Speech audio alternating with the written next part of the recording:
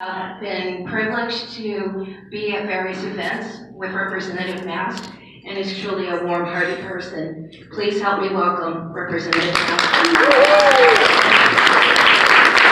Would everybody please either turn off or turn the volume off on your cell phones, please?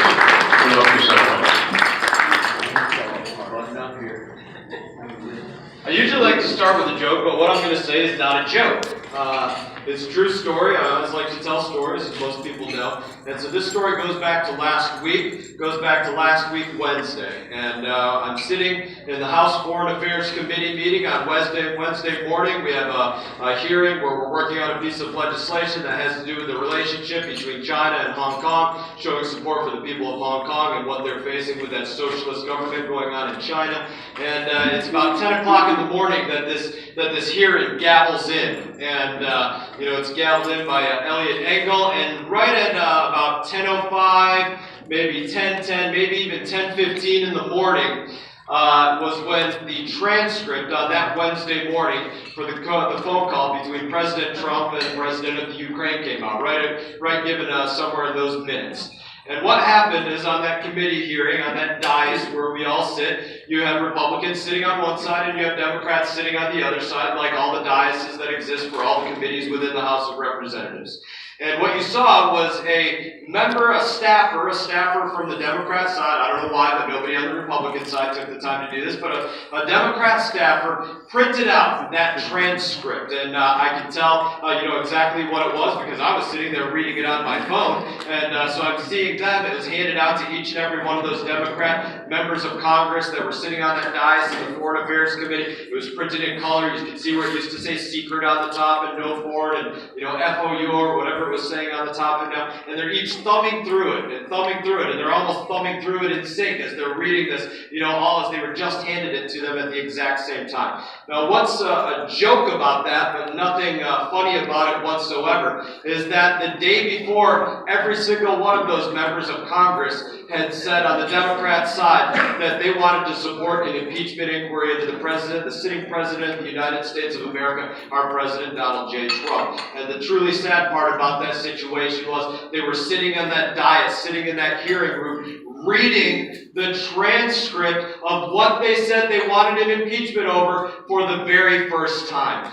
That is not the way that this body of government is intended to function. It is meant to be a deliberate body. It is meant to be a body that takes action because of very specific things. And go out there and not act in that kind of way. It was the most reckless and irresponsible thing that I have literally witnessed in my time as a member of Congress serving in Washington, D.C. It was very sad to see it occur, and I think it speaks exactly to the partisan nature of what we see going on with this inquiry, and we could go well beyond that for the revelations that we've seen come out in the days since that inquiry has been proposed by Speaker of the House, Nancy Pelosi, who I absolutely believe should be removed from her seat as Speaker of the House. Amen. Amen. That's a little bit out of I'm going to say something else that I think is a little bit sad. And I think it's the entire effort that the Democrat Party is going about trying to win the election in 2020. And I don't even remember where I was driving to. I was down here in Florida, and maybe some of you all heard the same commercial. I was listening to Pandora. I quite often listen to Alabama radio, so I was listening to Alabama radio on Pandora.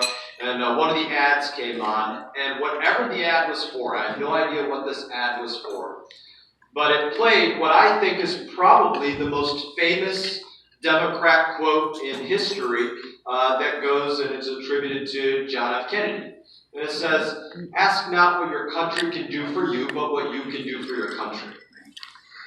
And I dare say that any single one of those candidates that is running on the presidential stage on the Democrat Party would be laughed off their stage for having that as their primary focus point of their candidacy. Ask not what your country can do for you, but what you can do for your country. For this last year, for what we've been doing in Congress as of late, for what I'm seeing on every one of these stages for each of these candidates, every single possible effort is being made by those candidates Not just to go out there and say, we want an honest shot at winning an election, but to do everything that they can to buy that election. And here's why I was telling you that they're trying to buy this election, and not just buy this election through what they're saying, but buy this election through policy. Within the House of Representatives, there's bills 1 through 10. House Resolution 1 through 10. House Resolution number 1, that's the number 1 bill for the majority party. There, the majority party is given those bill numbers because it's their most important priorities. House Resolution number 1 was all about changing the way that voting occurs in the United States of America, from making it legal for 16-year-olds to go out there and vote, to going and taking your tax dollars and saying your tax dollars are going to go into supporting the campaigns of members of Congress and others. How was that going to occur on H.R. 1 that already passed the House of Representatives on a completely party line vote, supported totally by Democrats, not whatsoever by Republicans? It went out there and said that for any small dollar contributions, any contributions that were considered $200 or less, it would be multiplied 6 to 1 by your tax dollars. So let's think a little bit about how that exactly plays out, and one of the ways that they're going out there to purchase elections.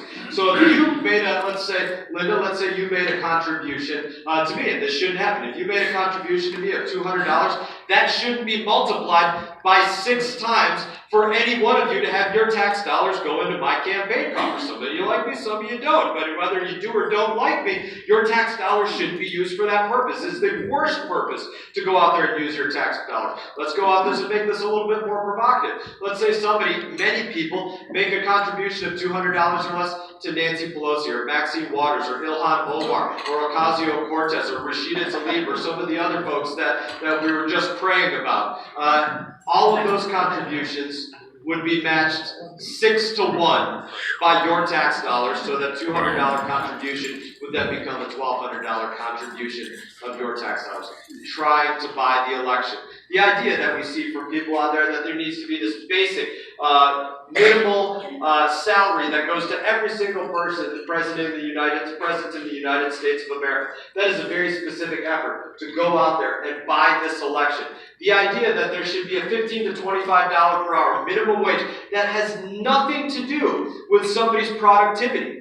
Nothing to do with how much time somebody has spent on the job. Nothing to do with what was the last item that was written in on their resume, the last job that they came from. Nothing to do with the amount of hours that they have in university, what the degree was that they may have earned or not earned, what colleges that they went to. Nothing to do with any of those pieces of their past or of their history or of their ability to go out there and learn. Nothing to do with any of that. And it doesn't matter if we can't pay somebody those amount. If you're an employer, you're an entrepreneur, you can't pay somebody $25 per hour. You can't even pay yourself $25 per hour. That doesn't matter. That's going to be the guaranteed wage that exists out there. Again, every single effort being made to go out there and purchase an election. The idea that we should have all college paid for any people that want to go out there. When every one of us are given the opportunity to have 12 free years of education from the moment that we hit kindergarten until the moment we graduate high school. The thing that I can tell you about Brian Mast is this. Not one of you should have paid for Brian Mast's education following leaving high school. Because immediately leaving high school, I spent my time doing the exact same thing that I did in high school. Drinking beer, playing sports, and chasing girls. And if you would have paid for my college education, then you would have been wasting your money. Your tax dollars would have been wasted to pay for my college education immediately after high school. You fast forward in life, I did a career in the military, I straightened up, I got my act together, I learned to be more responsible, and I earned an education through something amazing that we have in this country, that every one of those young people that's asking for a free education can go out there and earn as well. You go to the Army, Navy, Marines, Air Force, Coast Guard, you serve for 4 years, honorably serve this country, and they're going to give you the opportunity to have every bit of your undergraduate, college, and beyond earned by your service to this country. An incredible program. Not the program of saying, let's buy the election by simply granting this, even though folks like myself hadn't earned it at the time, and many others wouldn't as well. That's the problem, in my opinion, with what's going on. Now, I'm going to go back to something. I don't know how many of you all were at Lobster Fest, but just to begin with saying thank you to Linda and so many of you that you give up your time and you give up your resources and you give up your efforts to make this party the greatest party that it can be across these counties. And you don't just do it for 1 year, you do it for many years and many seasons. And, many of us, what we get to see out of Lobster Fest is the amazing night that it becomes year after year after year. But what we don't see are the 364 other days that Linda and others are out there working day after day after day to put that program together for the next year. And then as soon as it ends, to put it together again for the next year. And what I'm going to talk about on this front is something that I mentioned in Lobster Fest. And it goes to each and every one of us. And it goes to how it is that we work to developing ourselves and developing this country. And I think when I talked about it there, and how I'll speak about it again, is to say simply, we all have a book to our life. We all have seasons to our life. And those seasons, not one of us are stuck in those seasons. Not one of us on any day that we wake up under 50 stars and 13 red and white stripes, are we ever stuck in our season. It doesn't matter the color of our skin. It doesn't matter our religion. It doesn't matter how many pennies we have in our pocket that day or how many pennies we used to have in our pocket. It doesn't matter our age. It doesn't matter where we went to school. Nothing about that matters. What matters is that every single day that we wake up under that flag, we have the opportunity to decide what we make of today, what we make of this week, what we make of this month, what we make of this year. That is the opportunity that we get to afford under this. And when we open up the books of all of your lives, we read stories about, maybe you came to this country and you went through the legal immigration process, but it didn't happen overnight. It was something that, it could have been a more streamlined process, but you struggled through it and you did it the right way. And you became citizens and you earned your citizenship to the United States of America. And you went out there and you opened another chapter and you became entrepreneurs and you had an education. You became a doctor and you served in this way. And you went out there and you did well for yourself, but it didn't start out in the easiest possible way. Or your chapter was you came up tough and your parents didn't have a lot of money. But you know what? You had an opportunity to have those 12 free years of education. And you busted your tail in those 12 free years of education. You earned that opportunity to go to university. And you had to pay a few dollars to do it. Maybe you worked a couple jobs while you were doing it. Maybe you lived with 5 of your friends. Maybe you drove the crappiest car that was on the road or parked on any street. But you did it because that's what you had to do to go through that chapter of your life in order to get to that next chapter of your life where somebody offered you a good job. And then whoever offered you that good job, maybe got stolen from them because somebody saw your worth. They saw your value. They saw how hard you worked on the job every day. And so they said, I'm going to pay you more. I'm going to recruit you over to where it is that I want you to come work now because that's your value. And we want to have you over there. And you earn that next opportunity. And you saved your pennies. And you saved more. And then maybe you got to move out of the crappy apartment. You got to get rid of the crappy car. And you get to start your own business. And you got to be an entrepreneur and put other people to work. And you didn't make other people victims by putting them to work. You lived the American dream in the right way by going out there and earning it every single step of the way. And maybe even had some failures along the way. But because you woke up under that flag, even after you had a failure, you woke up the next day with the opportunity to again decide that that day was better than the day before. And that's what this country is all about. And that's what we can guarantee in this country.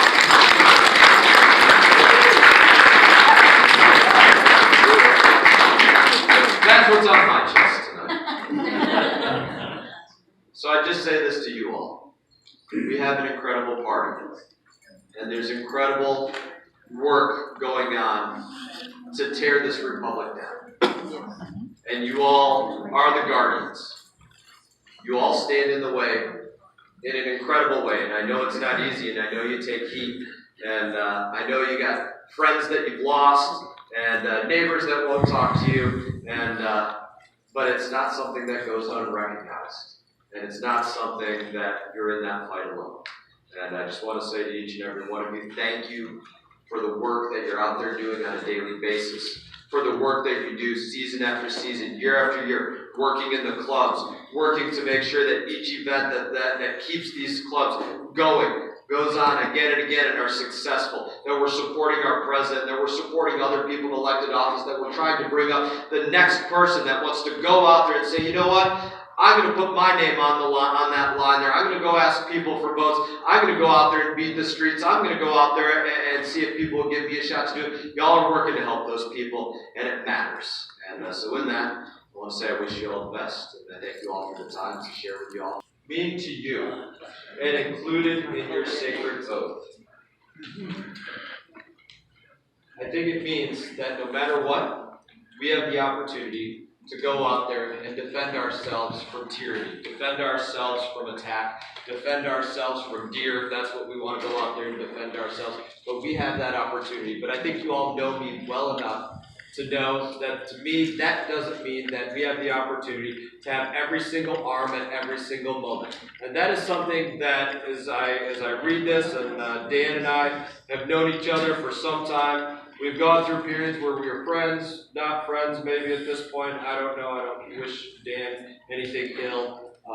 But to have a serious conversation about that. How many of you would go out there and say felons should be able to go out there and purchase firearms? No. You said, well, even after they serve their sentence, they can't in many situations, right? Are you gonna change the age to ownership to 12 or 15 or some arbitrary number instead of adult? The fact of the matter is that, like it or not, we are on a slope. And I think most of us accept that we are somewhere on that slope because there are infringements like age, like criminal convictions, like a number of different issues. And we don't all have to agree that be on the exact same place on where our opinions are of where we should be on that line. The president is at a different place than many of you, is at a different place than me, is at a different place than former governor and now Senator Scott, than Senator Rubio, than 100 other members of Senate and members of Congress. The thing that I tell people is this. Every one of us, we're going to go, and we're going to go in a month or 2 months, and we're going to celebrate Thanksgiving with members of our own family. And I guarantee we're not going to sit down with the members of our own family, our own blood, and agree on every single issue. But you know what? We're still going to sit down with them. Whether they're our kids or whether they're our aunts or uncles or some other part of our family tree, we're still going to go and sit down with them. And we're still going to be able to talk. We're not going to agree on everything. And I think to some degree, for my relationship with some of you, that's how this is going to be. You know what? We're still going to sit down together. We're still going to have the opportunity to speak. We're not going to agree on everything, but I'm always happy to have a conversation. What can be done? What can be done about Antifa thugs wearing masks in public? There should be a law against it. It goes that's probably something that goes to each individual locality. Obviously, states' rights, if they want to go out there and have some ordinance that you can't wear a Halloween mask while you're driving, or you can't wear, a Jason hockey mask while you're driving down the road, or you can't have headphones in on both ears or one ear or whatever it is while you're driving. That's something that really goes down to the local level. I doubt it's something that we really want Washington, D.C. saying they're going to legislate what it is that can be adorned onto somebody's head, whether it be eyeglasses, a wig, something that goes in somebody's ears, or something relating to costume. That's just my personal opinion on it. All right. From Mr. Vesio. Nick, by the way, is it Nick here? I do. It's Nick? I hear you're going to run. Just a quick piece of advice, if you're going to run, you might want to change your Facebook page. It still says you're a registered independent. So, friendly advice. Take that for what it is. If you want to run as a Republican, you should write Republican. All right. When will you return the money donated to you by the NRA so that they can give it to you? I don't make any plans to return any contributions, but if you want to ask the NRA, you're more than welcome to ask them for contributions. It's certainly within your right to do so.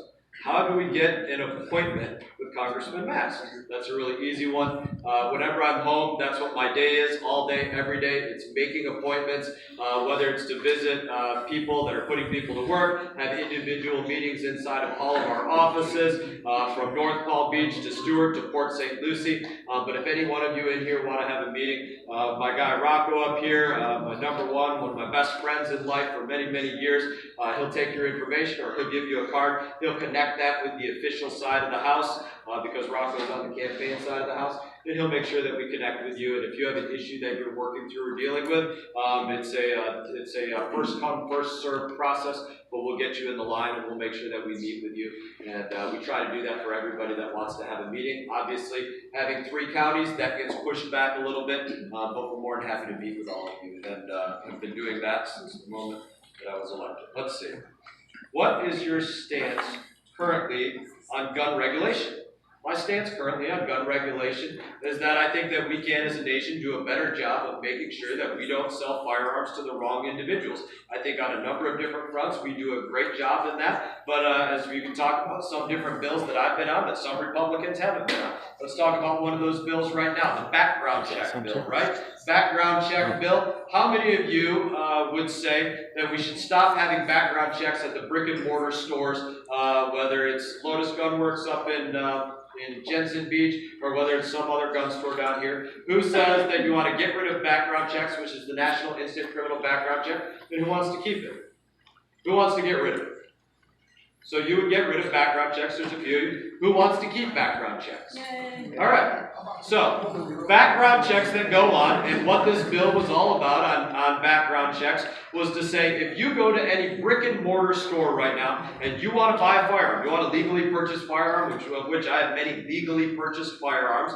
When you go there, you're going to fill out paperwork and go through a National Instant Criminal Background Check. Doesn't care how many firearms you want to buy, doesn't care which firearms they are. All it cares about is what is your profile, and are you legally prohibited from purchasing a firearm because of what has gone on with a criminal history or something like that. And so, in my opinion, if that exists at a brick and mortar store and somebody is denied from purchasing a firearm at one of my gun stores, then they should not be able to come to my back door and purchase one of my firearms in the exact same way by circumventing that system. That's what the background check bill is all about. And my part of the background check bill was actually that I had a very significant hand in writing the exclusions for what would be the exclusions in that background check bill. That is to say, when you wouldn't have to have a background check. There's been a lot of very blatant lies, I'll use that word, I don't use it very often, lies about what would happen if that background check bill came into law, saying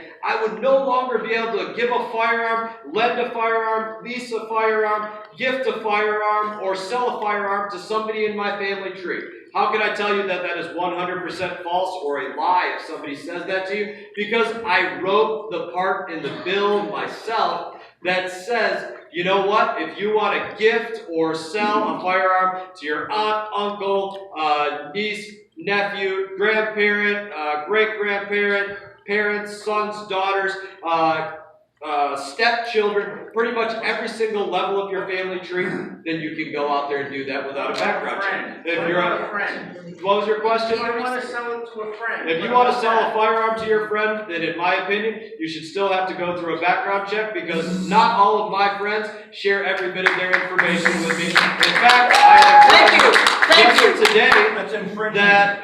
had a friend just today that I unfortunately learned is now in incarceration. I spoke to him even in the last couple of weeks, had no idea that that friend was going through anything in his life, and woke up today finding out that I had a request that I received an email from that person in incarceration. Not all of our friends share everything about their past with us, that's a fact. But I said, again, in my opinion, if it's good enough, if you want the law to exist at brick and mortar, or you don't want it to exist at brick and mortar, that's certainly your option to have as opinion. But if you want it at brick and mortar, then it's good enough for our back door. If you don't want it at brick and mortar, then don't want it anywhere. Let me go to some of the other provisions that we wrote in that background check bill. If you're a member of law enforcement, an armed security officer, or a member of the military looking to purchase a firearm for a duty weapon, you don't have to have a background check. If you're going out there and you're hunting or you're fishing or you're at a firearms range or you're out there doing sporting clays or at the range like I am constantly with my children,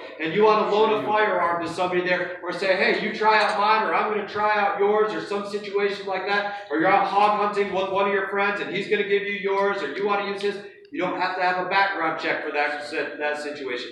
Let's say I normally conceal and carry a firearm, which is 99% true most of the time. But let's say I'm concealing and carrying 2 firearms for me for some reason, and my friend Rocco isn't carrying any on him. and we go out there and we're in a situation of imminent danger. If I want to give my friend Rocco a firearm in a situation of imminent danger, guess what? I don't have to call the FBI and do a background check on him in order to give him one of my firearms. I'm going to keep mine because I'm going to make sure I know I have a very good way to defend myself, but I can give one to him. So those are some of the provisions. There's more provisions, but there's been a lot of lies and rumor and misinterpretation about what actually goes on with that piece of background check information. All right, let's see, what's next? Do the Dems really believe what the radical Dems are saying? Why do they follow in lockstep and the Republicans don't? So, do the Dems really believe what radical Dems are saying? I think there's a lot more radical Dems in the House of Representatives than what people even know or see. And the reason that I say that is this.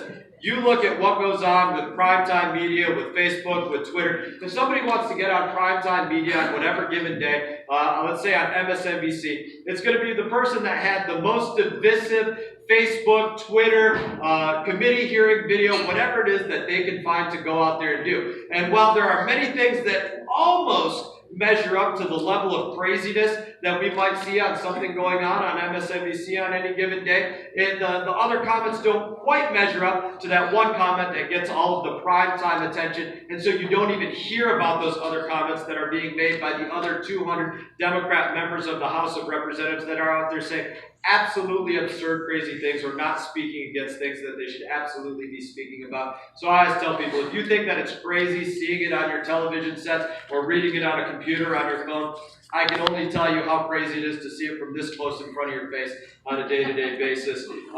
In that, I would go on to say this.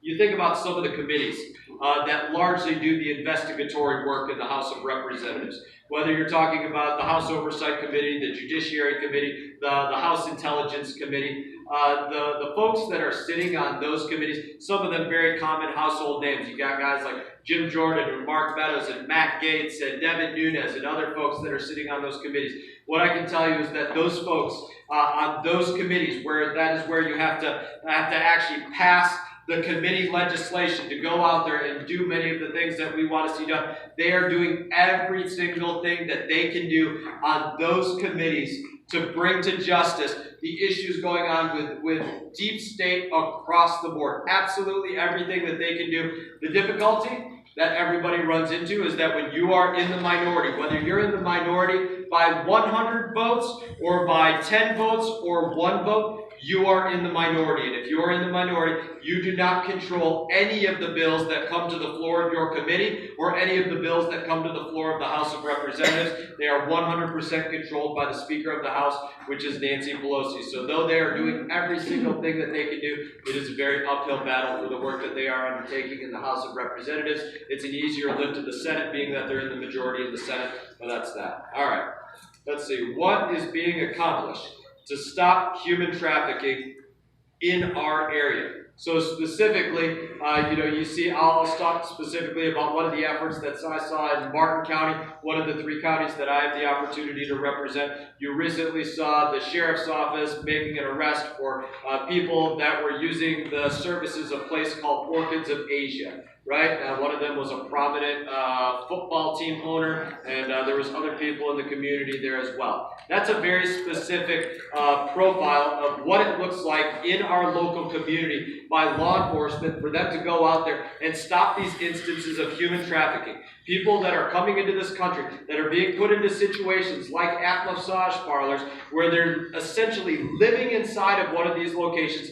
sleeping on the massage beds, the same places that they might be giving legitimate massages or illegitimate massages, depending on who it is that is the client at the time, and the way that our law enforcement is undertaking efforts to go out there and prevent that from happening. They did a very good job in Martin County on that. There are a number of other ways that this is being done in and around our localities. On the federal side of it, there's been a lot done to go out there and stop things on underlying levels of the internet that most people don't see. There's actually been more done in the last Congress, not this Congress, but the last Congress, of which Republicans were in the majority than any other time in our nation's history to go stop those things that were being done on the web. And all of the agencies across the board have talked about the success of the legislation and the programs that have gone to go out there and stop those efforts of very evil people.